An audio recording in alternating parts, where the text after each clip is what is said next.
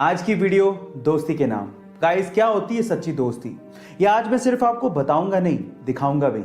इस वीडियो को ध्यान से देखिए।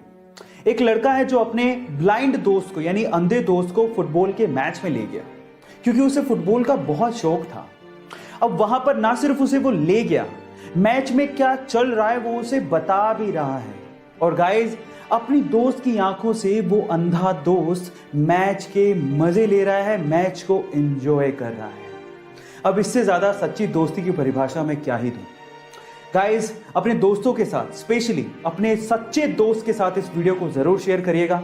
क्या आप लोग आईपीएल देखते हैं? और अगर आप आईपीएल देखते हैं तो मेरे पास आपके लिए आईपीएल से रिलेटेड एक ऐसा सवाल है जिसका जवाब अधिकतर आईपीएल देखने वालों को पता तक नहीं होता। तो चलो मैं आपको सवाल बताता हूं, आप भी बताइएगा कि इसका जवाब आपको आता था या नहीं आता था। सवाल यह है कि आईपीएल की ट्रॉफी के ऊपर एक मैसेज लिखा होता है। क्या आप बता सकते हैं कि वो मैसेज कौन सा है और उसका मतलब क्या होता है? तो चलिए मैं आपको इसका जवाब बताता हूं। इसका जवाब यह है कि आईपीएल की ट्रॉफी के ऊपर संस्कृत में एक लाइन लिखी होती है।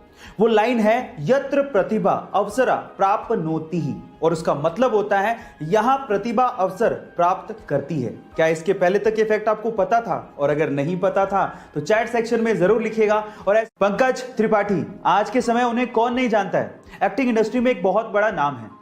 एक बार उन्होंने अपने एक इंटरव्यू में एक बहुत ही जबरदस्त बात कही। उन्होंने कहा कि जब वो 10वीं क्लास में थे तो उनके पिताजी ट्रैक्टर खरीदना चाहते थे, लेकिन वो ट्रैक्टर नहीं खरीद पाए। लेकिन उस वक्त अगर उनके पिताजी ट्रैक्टर खरीद लेते तो पंकज जी के मुताबिक आज वो किसी खेत में ट्रैक्टर चलाकर खेती कर रहे होते और इंडस्ट्री में इतना बड़ा नाम नहीं कमा पाते। उसके बाद जो पंकज जी ने कहा वो आप लोगों को सुनना चाहिए।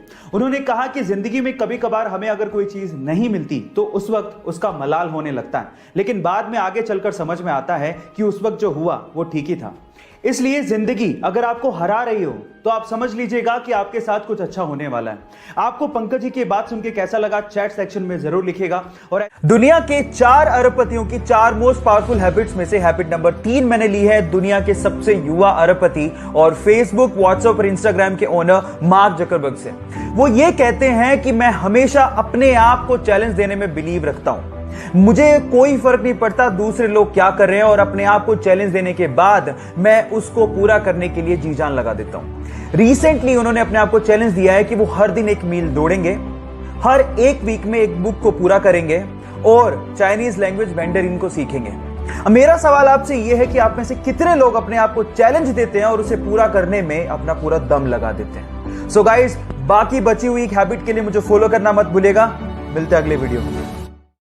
जब पहली बार वो टेस्ट सेशन के लिए ग्राउंड पे उतरा तो बहुत सारे फुटबॉल प्लेयर उसके बोने कद को देख के हैरान रह गए, लेकिन जब उसने परफॉर्म किया तो सब एक ही बात बोल रहे थे कि ये लड़का फुटबॉल खेलने के लिए पैदा हुआ है। बस फिर क्या था, बार्सिलोना क्लब ने उसे जिंदगी का पहला कॉन्ट्रैक्ट दिया। उसके बाद उसने जिंदगी में पीछे मुड़ के नहीं देखा। वो वर्ल्ड का मोस्ट वैल्यूएबल फुटबॉल प्लेयर बना।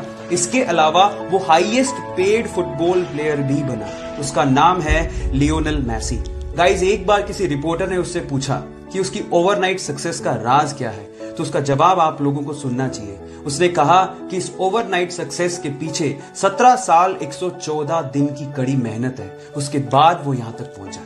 सो गाइज, इसीलिए कहते हैं कि सक्सेस ओवरनाइट नहीं मिलती, उसके लिए आपको कड़ी मेहनत, बहुत ज्यादा हार्डवर्क, पैशन के साथ करना पड़ता है, पेशेंस रखने पड़ते हैं। और अगर आप में वो पेशेंस हैं तो आप भी रिकॉर्ड तोड़ ही दोगे। वर्ल्ड के 4 बड़े अरबपतियों की 4 मोस्ट पावरफुल हैबिट्स में से हैबिट नंबर 2 मैंने ली है वर्ल्ड के 3rd रिचेस्ट पर्सन और सबसे बड़े इन्वेस्टर वॉरेन बफेट से। वो ये कहते हैं कि अगर आप किसी एक बड़े आइडिया को हाँ कहते हो तो आपको 100 छोटे छोटे आइडियाज को ना कहना पड़ेगा, चाहे वो कितने भी प्रभावशाली क्यों ना हो।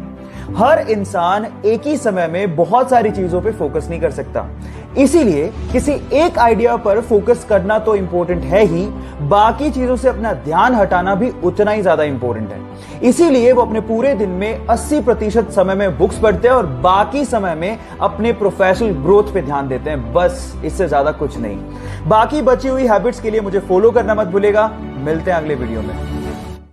जब 1960 में भारत ने अपनी स्पेस एजेंसी इसरो की स्थापना की तो बाकी देश हम पर हंसकर बोला करते थे कि भारत जैसे गरीब देश को अंतरिक्ष प्रोग्राम्स की क्या जरूरत है। जब हमने रशिया और अमेरिका से सहायता मांगी तो उन्होंने साफ मना कर दिया। हमारा पहला रॉकेट साइकिल पर ले जाया गया और उसे नारियल पेड़ के सहारे लॉन्च किया गया। इतने बुरे दिन देखने के बावजूद भी आज इसरो ने भारत को अंतरिक्ष प्रोग्राम्स में बुलंदियों पर पहुंचा दिया है। भारत 2013 में मंगल ग्रह पर पहली ही कोशिश में पहुंचने वाला पहला देश बना और साथ ही साथ इसरो ने 2017 में एक ही रॉकेट से 104 सैटेलाइट को लॉन्च करके रिकॉर्ड बना दिया और आज इसरो वर्ल्ड की रिनोन स्पेस एजेंसीज में से एक है। So proud to be an Indian. Michael Phelps ने 2000